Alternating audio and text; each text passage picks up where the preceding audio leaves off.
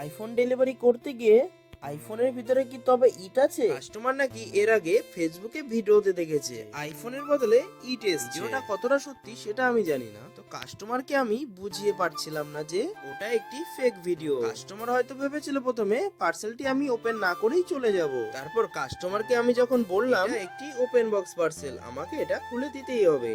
যদি এটার মধ্যে ইট হয় তাহলে এটি আমার দায়িত্ব, আপনাকে সেটি নিয়ে ভাবতে হবে না এবং ওটিপিও আমাকে দিতে হবে না। আপনি যেসব কথা বলছেন সেই সব হতো 4 থেকে 5 বছর আগে হলে হতে পারে, কারণ সেই সব কারণের জন্যই তো এখন ম্যাক্সিমাম পার্সেল করে দিয়েছে ওপেন বক্স পার্সেল। সেটি হোক 200 টাকা বা 2000 টাকা, সবই এখন ওপেন বক্স পার্সেল। ফোনটি ছিল আইফোন 17 এবং তার সঙ্গে সুন্দর একটি কালার ল্যাভেন্ডার এবং 256 জিবি স্টোরেজের সঙ্গে। আমার এই ভিডিওটি যদি আপনাদের ভালো লেগে থাকে একটু কমেন্ট বক্সে জানিয়ে দেবেন, আর হ্যাঁ, সাবস্ক্রাইব করতে ভুলবেন না কিন্তু।